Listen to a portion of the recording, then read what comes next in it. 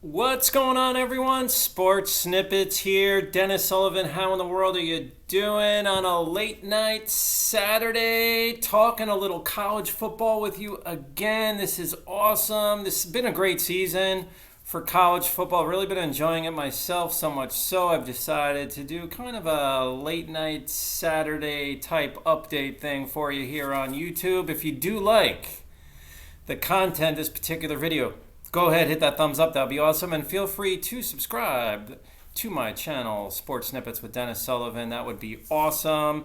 Plenty of college football discussion coming up for you throughout the season. And this was one of those Saturdays. Now, I will say, before I even get started, upon second look at the schedule, a surprisingly high number of really good matchups happening at nighttime this Saturday, going on actually as I make this video. Alabama, Texas A&M would be one of them. Utah, USC on national television, that's another one. Stanford, Arizona coming up. Actually, that has finished. That is finished. I'll discuss that in a moment. But nonetheless, a lot of good matchups happening. Another one, Michigan, Nebraska, going on right now, late into the evening on the Saturday, the 9th of October.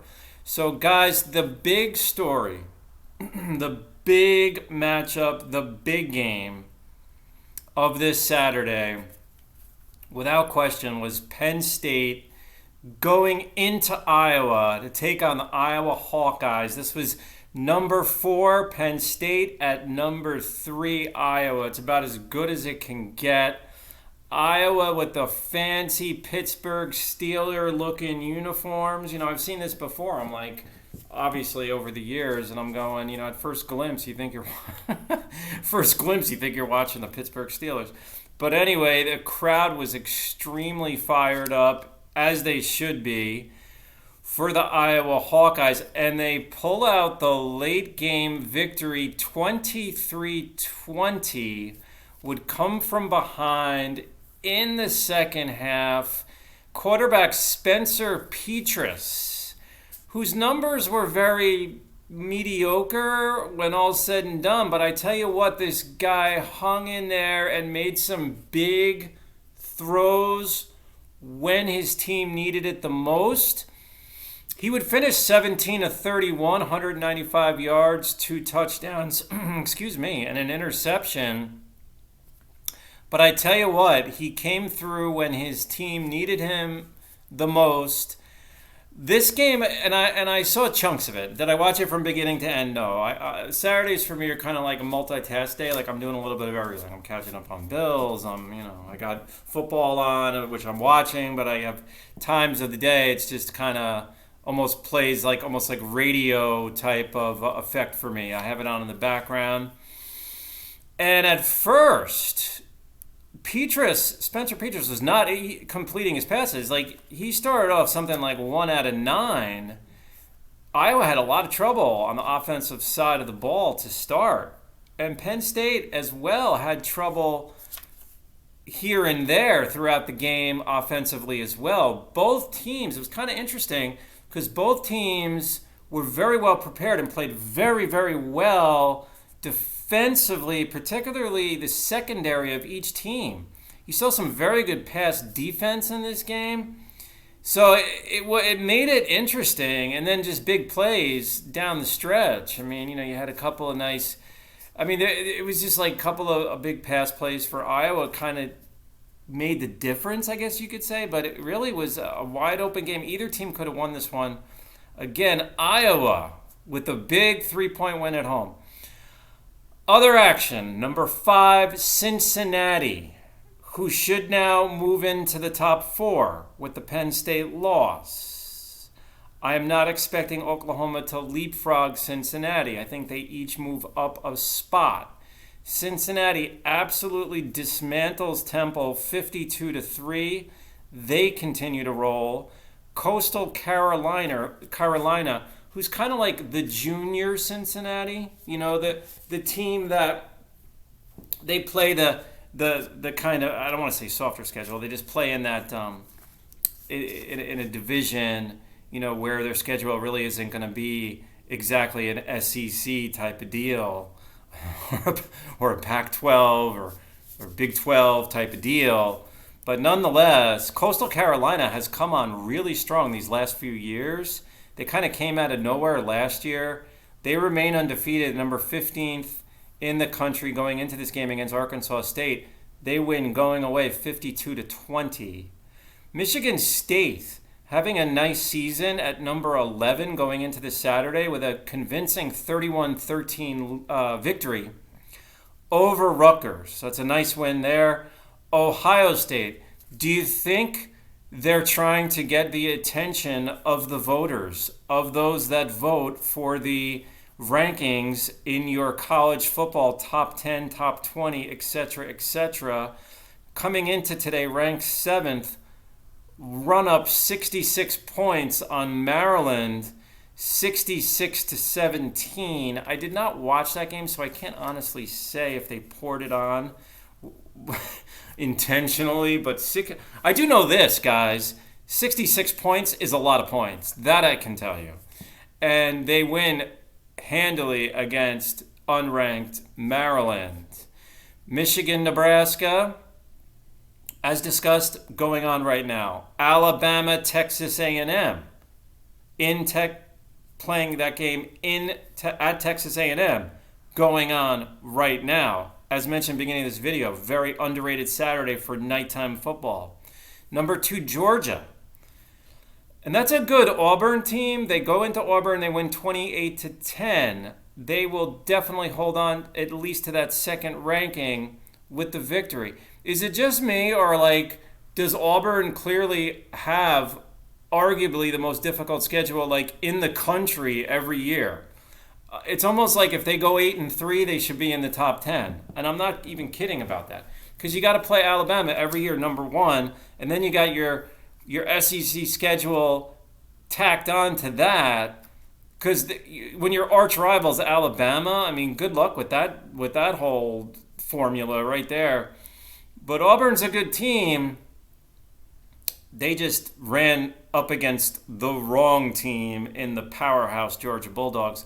BYU finally loses a game. They lose at home, going in as number 10 in the country. It was kind of sorry to see this, to be honest with you, because I liked BYU. I liked what they were doing. It was kind of almost like a storybook season thus far.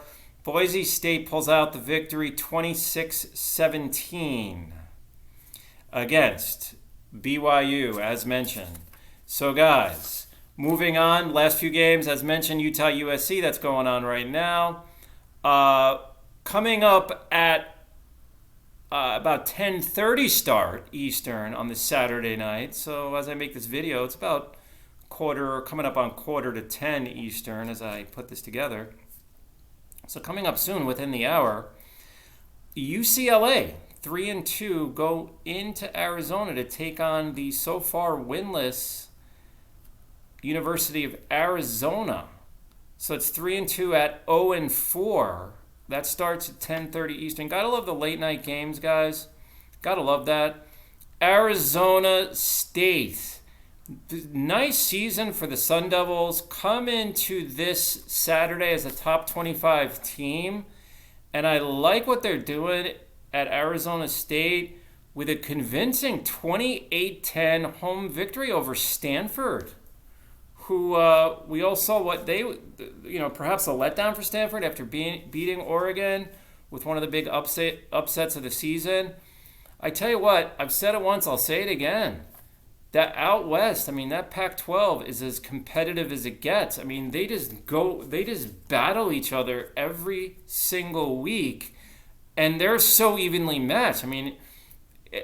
It's as difficult to get out of that conference undefeated as any conference. I'm telling you right now, they just are extremely competitive against one another.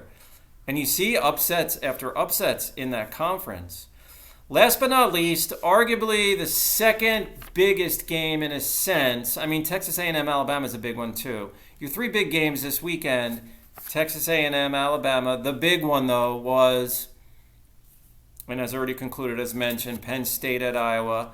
And then the other big game that finished up this afternoon, number 6 Oklahoma defeats Texas, the Longhorns, coming into the game at ranked number 21.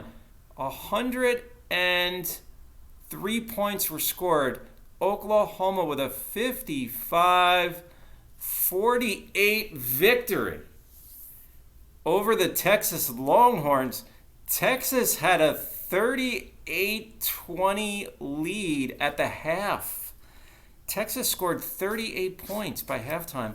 I turned around because it's kind of funny, guys. I'll kind of end the video on this note.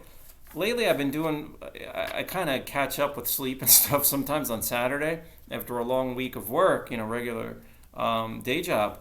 And I'll do naps like Saturday afternoon. And this game was like so back and forth with excitement and stuff. It started at 12 noon Eastern. It was like 1 o'clock in the afternoon. I'm trying to doze off, and I just couldn't. But at the same time, while I couldn't, and eventually I did fall asleep, but I just lowered the volume. But while I couldn't take the nap, I was also getting kind of tired by watching this game, if that makes sense. There was so much going on, end-to-end action. It was actually making me tired watching the game. And I say that in kind of a funny way, but it was just end to end. I mean, it was just one big play after another. Kennedy Brooks, the running back for Oklahoma, puts up a Heisman Trophy-like performance, or at least a Heisman candidate-like performance. 25 carries, 217 yards, and 2 touchdowns. Kennedy Brooks, great performance. And Texas Longhorn quarterback Casey Thompson rose to the occasion today in defeat for the Longhorns. He goes 20 of 34 for 388 yards. 5 touchdowns, guys. That's a lot of touchdowns. No interceptions. So let's hear it for Mr. Casey Thompson, quarterback, Texas Longhorns, putting up one of the big high-level performances of this college football Saturday. So, guys, leave me a comment. It's been great talking college football with you again. Gotta love this season. It's been a great season. Really has. Been enjoying this. Leave me a comment. Go ahead, hit the thumbs up. We will talk again soon. Bye for now.